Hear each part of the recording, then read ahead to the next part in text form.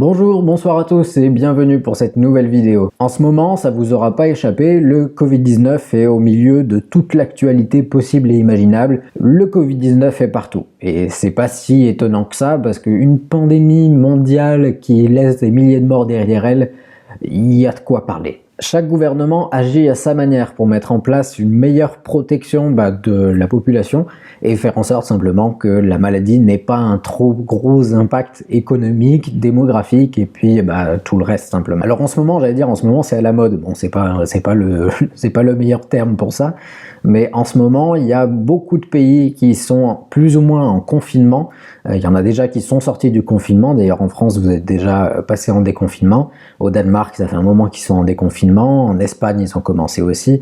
Bref, en tout cas, le confinement a été pendant longtemps une bonne solution à mettre en place. Sauf qu'en Suède, on fait pas du tout comme ça. Concrètement, les responsables considèrent que le virus est beaucoup trop nouveau pour savoir si le confinement est une solution efficace. Parce qu'il faut pas se le cacher, même si on voit que la courbe est clairement en train de s'aplatir dans la plupart des pays, le confinement engendre pas mal de conséquences négatives. Imaginons les femmes battues justement qui se retrouvent enfermées avec leur mari, il y a des conséquences horribles là-dessus quoi. Et donc le gouvernement suédois ne veut pas risquer toutes ces conséquences pour une solution qui n'est pas certaine de fonctionner en fait. Et pour le coup je suis assez d'accord sur ce principe, juste le fait de penser au déconfinement, je me dis mais le virus il a pas disparu, donc il y aura forcément une augmentation du nombre de cas de Covid-19 dans la société. Après, à savoir si la deuxième vague sera dévastatrice ou pas, bon, on espère que non, évidemment, mais c'est un risque. Et c'est pas pour rien si la France a pris autant de temps à se décider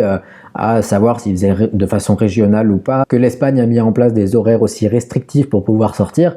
C'est justement parce que les gens ne savent pas comment ça va se passer après et bon, ils ont un petit peur des conséquences. Et en tout cas, pour cette prise de décision, cette prise de position, la Suède a été complètement déglinguée. Les gens se sont lâchés sur la Suède en disant mais ils sont irresponsables, ils comprennent rien. Ça a été un champ de bataille. Il y a même un magazine du Parti communiste chinois qui s'appelle Global Times qui a qualifié la Suède comme un trou noir dans lequel se développe le virus pour qu'il se répande un petit peu mieux partout dans les régions du monde. Sympa, surtout venant de la Chine. Et Donald Trump lui-même a commenté cette prise de décision en Suède en disant dans son acte légendaire évidemment que s'il avait appliqué à peu près les mêmes choses dans son pays, il pourrait compter les morts par millions. Oui, on n'est pas quand même au million, mais aux États-Unis, il y en a quand même pas mal. Je suis pas sûr que ce soit la meilleure personne pour en parler. Ou encore Euronews qui dit que les rues de Stockholm sont bondées, que les habitants de Stockholm justement et les responsables sont insensés et complètement arrogants. Enfin, d'où ça sort ? BBC News qui dit que c'est la technique du laisser-faire et que les gens sont complètement irresponsables. Enfin bon, il y en a des tonnes et des tonnes. Je suis sûr que vous regardez un petit peu sur internet, il y aura au moins un article ou un magazine qui crache un peu sur la Suède. Évidemment, le gouvernement est au courant de toutes ces attaques et ils ont répondu la plupart du temps au travers des interviews données en Suède ou même à l'international pour expliquer pourquoi ils réagissent comme ça. J'aimerais vous donner mon avis, vous résumer un petit peu ce qui s'est passé en Suède, savoir si vraiment la Suède ne fait rien, s'ils exercent vraiment la politique du laisser-faire, et puis voir un petit peu de mon point de vue d'infirmier ce que je pense de la situation et comment ça se passe dans l'hôpital. Par contre, clarifions une chose. Je suis pas expert en statistiques, je suis personne. Je suis juste un gars sur YouTube qui parle un petit peu de ce qu'il a lu, etc. Je suis pas une source. D'accord ? Il faut pas juste prendre ce que je dis pour acquis. Si vous voulez avoir des informations, quel que soit le pays que ça concerne, d'ailleurs quel que soit le sujet que ça concerne, c'est pas forcément le Covid, je vous invite vraiment à faire vos propres recherches, à croiser vos sources, à regarder un petit peu si ça correspond, etc. Et pas prendre pour acquis la première information sur laquelle vous tombez. J'ai des sources, je les ai marquées justement dans la description de la vidéo. Ça, vous pouvez les utiliser, vous pouvez aller les voir si vous voulez un petit peu plus d'informations. Retirez que les vraies informations et puis vite comprendre quelles sont les vraies informations puis les fake news. Alors je vous propose de commencer par une courte analyse de ce schéma. C'est un schéma sur lequel on voit une comparaison des nombres de morts et des cas sur une semaine en moyenne. Alors ici, attention, on analyse principalement les pays de la Scandinavie, donc la Norvège, la Suède et le Danemark, plus la Finlande. Comme vous le voyez, c'est un graphique avec l'axe au milieu. C'est pas un graphique normal avec l'axe sur la gauche et puis l'axe sur le bas pour le temps. Non, non, l'axe sur le bas, il est pour le temps aussi. Mais l'axe au milieu, il détermine pas un chiffre, mais il détermine le moment de l'apogée, le moment où il y a eu le pic de la pandémie. Bon, alors là, faut pas être un expert pour comprendre que la Suède est clairement au-dessus de tout le monde, et si on se réfère uniquement à ces statistiques, oui, en effet, la politique de la Suède est vraiment mauvaise. Alors pourquoi il y a une différence aussi énorme entre les différents pays de la Scandinavie et la Suède? Tout simplement parce que si on prend l'exemple du Danemark, ils ont agi très rapidement. Ils ont fermé les frontières du pays le 13 mars. C'est-à-dire 3 jours avant que la France ne décide de fermer les frontières. Alors déjà, donc, ils avaient un avantage par rapport au temps, mais ils avaient un avantage aussi par rapport au nombre de personnes contaminées. Parce qu'à ce moment-là, au 13 mars, il me semble qu'il y avait autour de 880 cas au Danemark, contre quasiment 5500 en France et plus de 1000 en Suède. Donc le fait qu'ils aient mis un confinement en avance, évidemment les gens avaient moins d'interactions sociales, donc forcément le Covid n'a pas progressé aussi vite. Et puis il y avait un petit peu moins de cas qu'en Suède. Comparé à la France, évidemment, il y avait beaucoup moins de cas. Et pour les autres pays, c'est la même logique. La Finlande et la Norvège ont aussi décrété le confinement et la fermeture des frontières très très tôt. Je crois que la Norvège, ils n'avaient même pas une dizaine de cas avant de mettre en place le confinement, donc c'est pour dire. Et maintenant, regardez ce schéma. Sur ce schéma, alors c'est le même principe que le dernier, avec l'axe au milieu qui détermine le moment du pic. On compare cette fois la Grande-Bretagne, la France, l'Espagne et la Suède. Alors là, de nouveau, il n'y a pas besoin d'être un expert. On voit très bien que quand les autres pays, les courbes montent je sais pas où, et la Suède, quand on compare, ça reste quand même assez plat au final. Alors attention, je dis pas qu'il n'y a rien qui se passe en Suède. Quand on regarde le schéma de nouveau, au moment du pic, il y avait à peu près 100 décès par jour. Donc c'est quand même pas rien. Mais quand on compare un petit peu à la France, qui avait plus de 1000 décès par jour à ce moment-là, et l'Espagne, de même que le Royaume-Uni, qui avait autour des 800-850 décès par jour, il y a quand même une sacrée différence. Donc à ce moment-là, moi, ça me fait bien rire quand je vois des journaux français qui qualifient la France d'irresponsable, que, mon Dieu, il y a un taux de décès par jour qui est immense. À ces personnes-là, je leur répondrais, regardez le schéma, c'est pas moi qui l'ai pondu. De nouveau, la source est en description, si jamais vous voulez aller voir. En contrepartie, on reproche à la Suède de ne pas avoir agi, ce qui est faux, d'avoir agi trop tard, ce qui est vrai,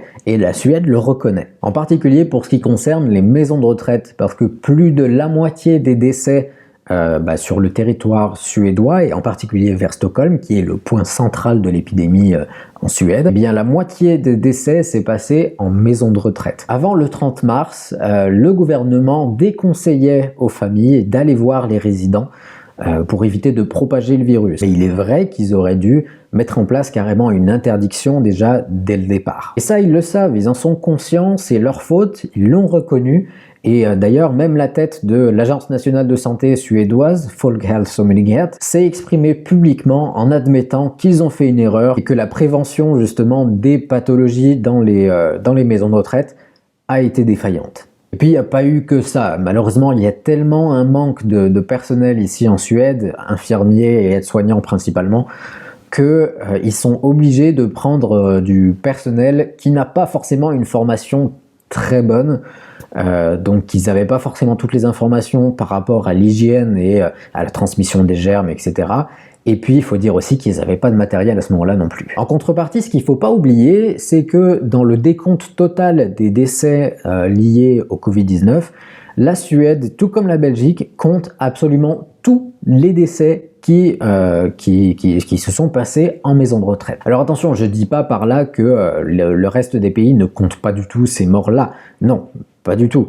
Mais il y a de gros doutes qui planent, en particulier par rapport à la Grande-Bretagne, qui a déclaré avoir à peu près un pourcentage de 9% de décès dans les maisons de retraite, alors qu'il y a une étude qui a été faite par des étudiants d'une université à Londres, je vous marquerai un petit peu où ça a été fait, qui a analysé 5 pays européens, et il en est sorti que le taux de mortalité lié au Covid-19 dans les maisons de retraite oscille entre 42 et 57%.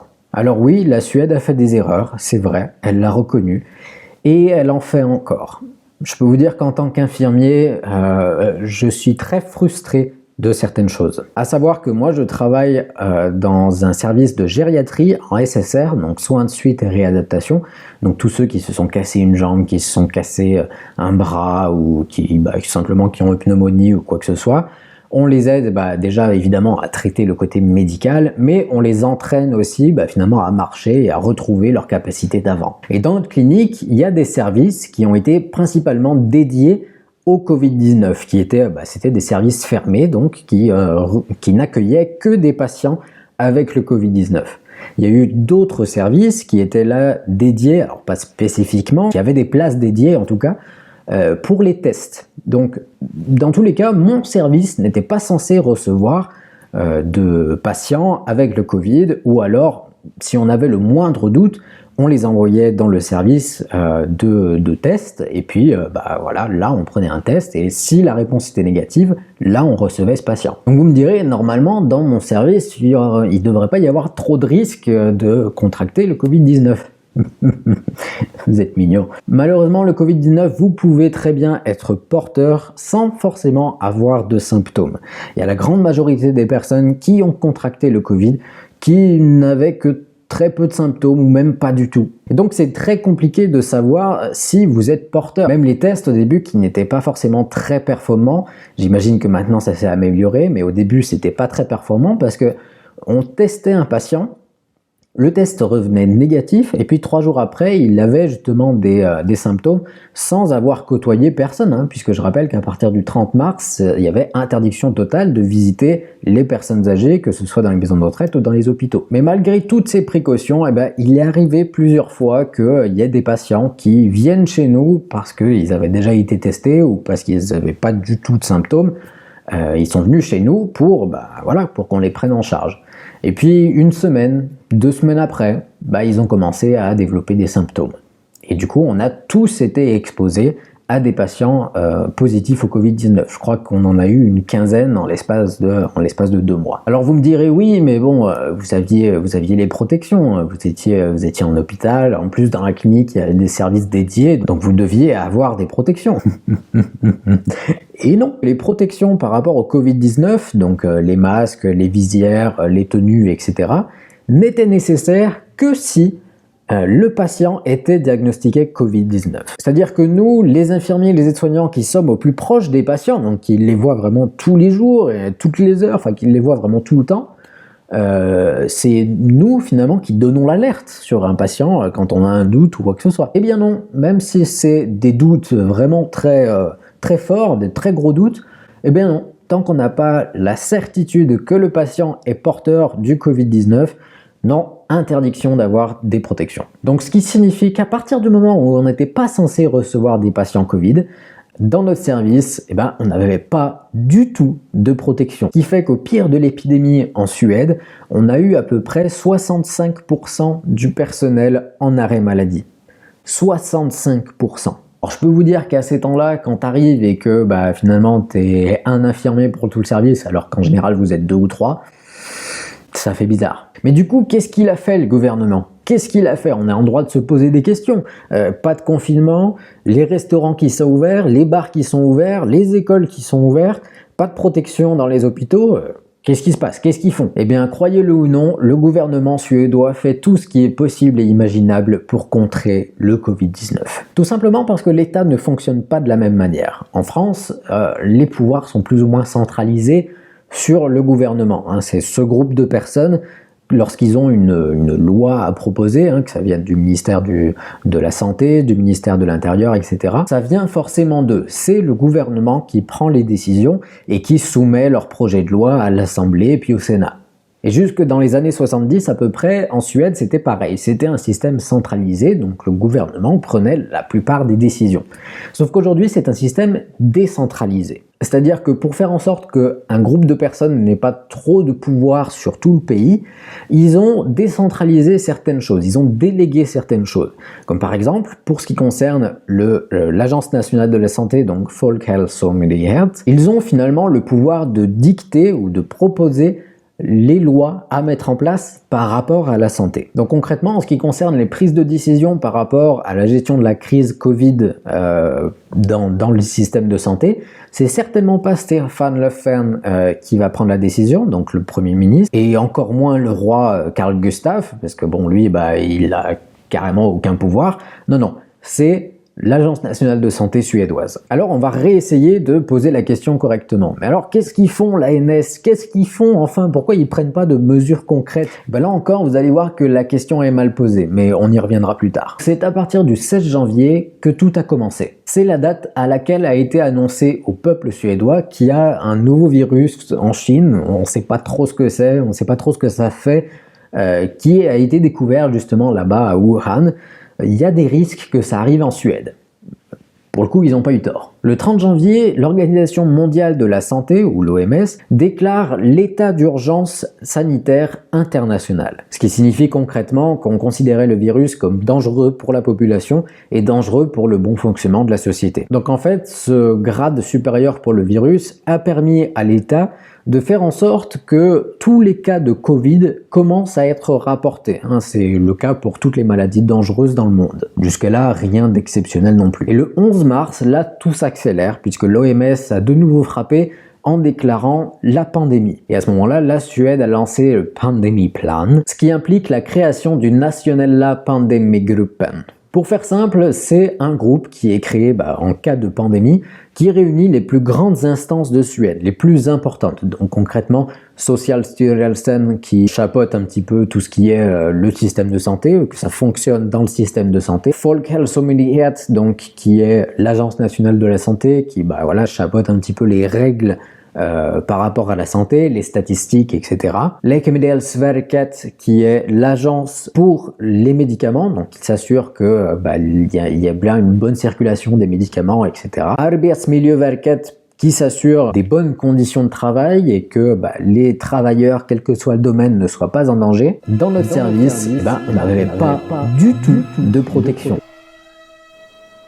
Plus les responsables principaux des régions et des communes pour prendre les décisions au niveau national. Et à partir de ce moment-là, quasiment tous les jours, il y a au moins un ou deux représentants de ces agences-là qui tiennent un meeting, une conférence de presse dans laquelle ils vont informer les Suédois simplement de ce qui se passe, de la progression du Covid dans le pays, pourquoi pas des questions par rapport aux voisins, et puis surtout les tenir au courant de ce qui va se passer, des lois qui vont passer, etc., etc. Donc concrètement, on explique aux gens ce que c'est que le corona, ce que ça fait, et on donne les principales recommandations que vous connaissez tous: bien se laver les mains, ne pas trop sortir, ne pas trop utiliser les transports en commun, demander aux personnes âgées de plus de 70 ans, parce que oui, la Suède considère que le Covid n'est dangereux qu'à partir de 70 ans. Bon, là j'ai fait un raccourci un petit peu maladroit, mais concrètement, la Suède considère que l'âge est un facteur de risque uniquement à partir de 70 ans.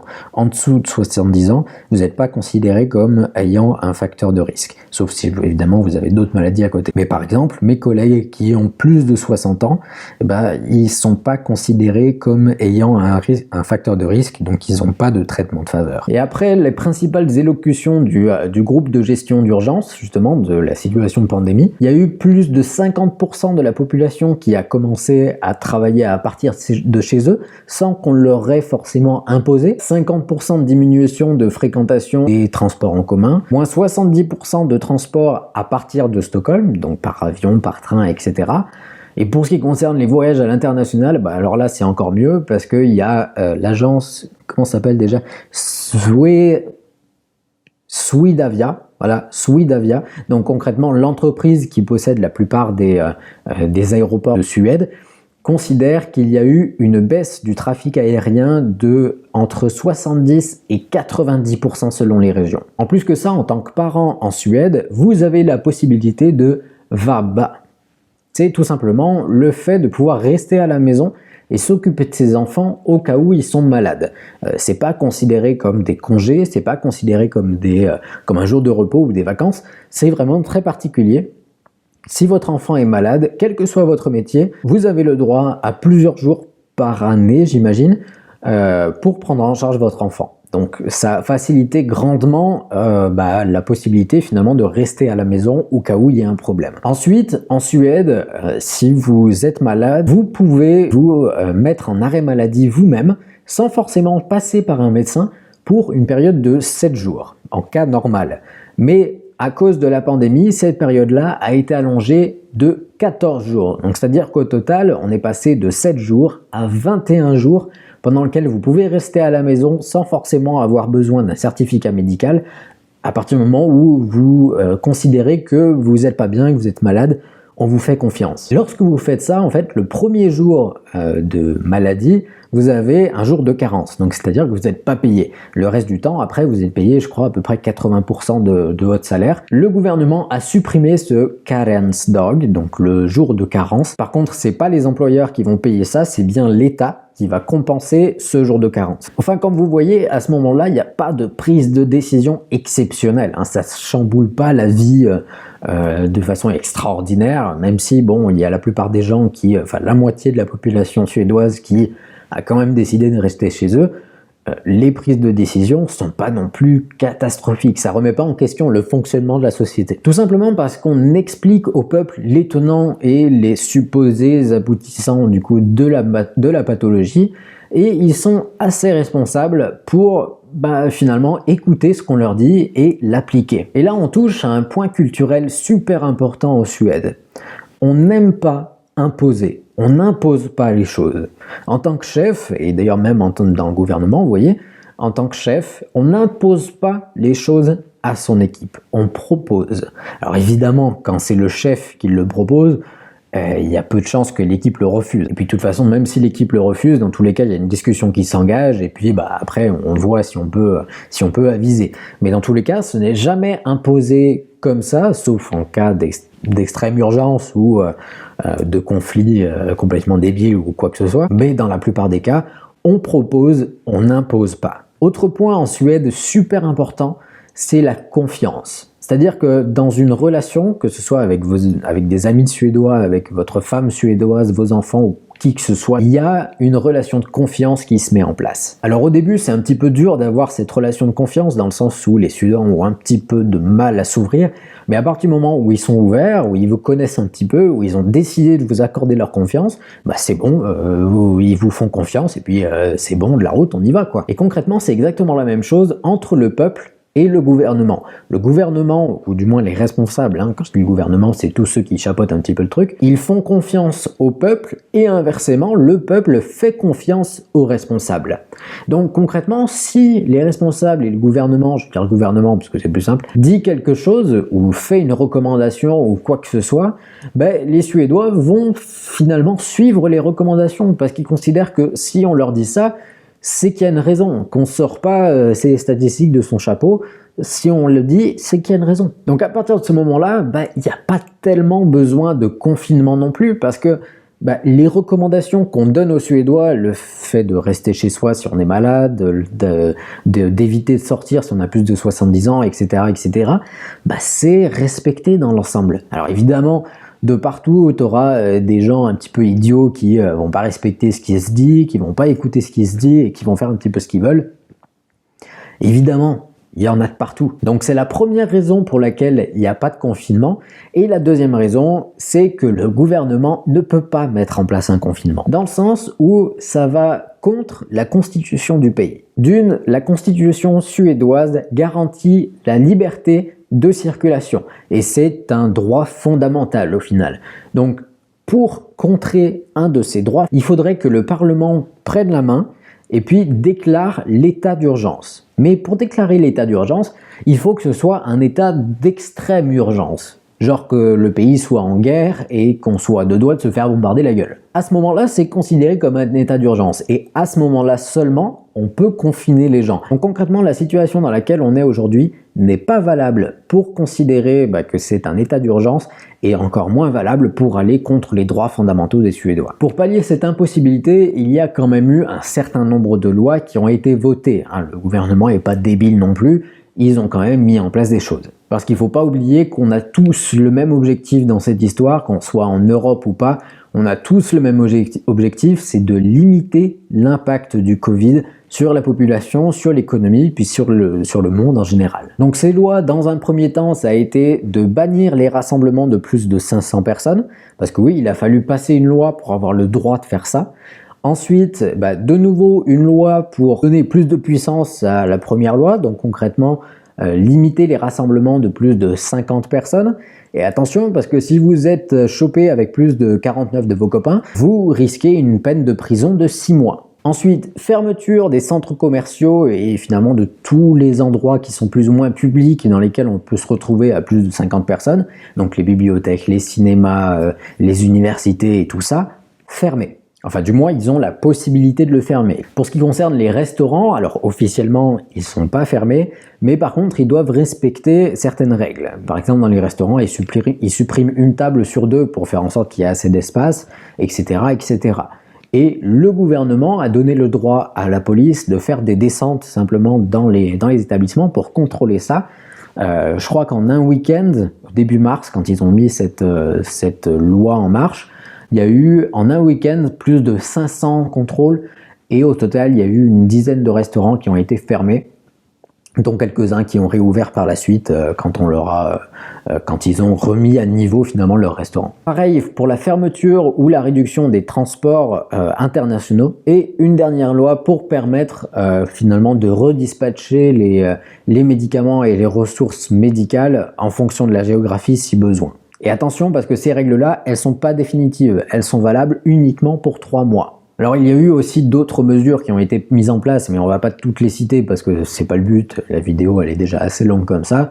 Mais pour vous donner un exemple, ils vont aussi renforcer un petit peu la cybersécurité parce que forcément à partir du moment où il y a beaucoup de gens qui travaillent à la maison, il y a des choses importantes qui se passent sur internet. Donc ils veulent mettre en place un système pour pouvoir contrecarrer une cyberattaque au cas où ça arriverait. Tout ça pour montrer que les médias, les journaux, etc. ont tendance à bien appuyer sur la Suède. On dit « Ah mon Dieu, c'est le vilain petit canard, il n'a pas fait le confinement ». Mais tout simplement, il n'a pas fait le bon confinement parce qu'on n'est pas sûr que ça marche et que la deuxième vague, elle sera sûrement terrible. Évidemment, c'est une situation grave, c'est une situation qu'il faut prendre avec sérieux.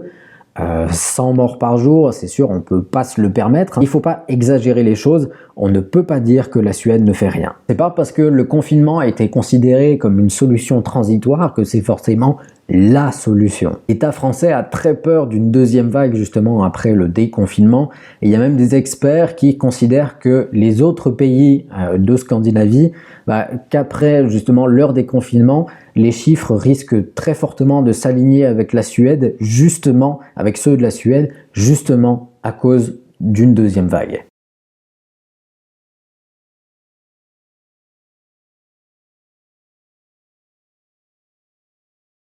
Bref, on va s'arrêter là pour cette vidéo. Merci beaucoup de m'avoir suivi jusqu'au bout. J'espère que la vidéo vous a plu et puis si c'est le cas, j'en suis ravi. Cette vidéo m'a pris 24 heures et 9 minutes à écrire, à tourner et à monter. Donc si vous voulez me remercier, faites-le volontiers avec un petit pouce bleu, un partage et tout ce que vous voulez. Ça me fera vraiment très plaisir à mon petit cœur. Si vous voulez en savoir plus sur ma vie d'infirmier en Suède, je vous recommande d'aller voir mon site vivreensuède.fr, c'est très simple. D'autant plus qu'en ce moment, il y a un guide gratuit sur l'apprentissage du suédois dans lequel je vous explique par quoi commencer, comment le faire, quelle méthode adopter. On termine par des témoignages d'expatriés en Suède. Et en plus, en bonus, vous recevez 200 flashcards du vocabulaire essentiel si vous voulez commencer à apprendre le suédois. C'est gratuit, c'est très simple, il suffit de cliquer sur le bouton. Hop, il y a un pop-up qui apparaît, vous remplissez vos informations, donc prénom et adresse mail, et puis c'est bon, vous recevez tout ça dans votre boîte mail. C'est facile. Allez, moi je vous laisse là et je vous dis à très bientôt pour la prochaine vidéo. Salut!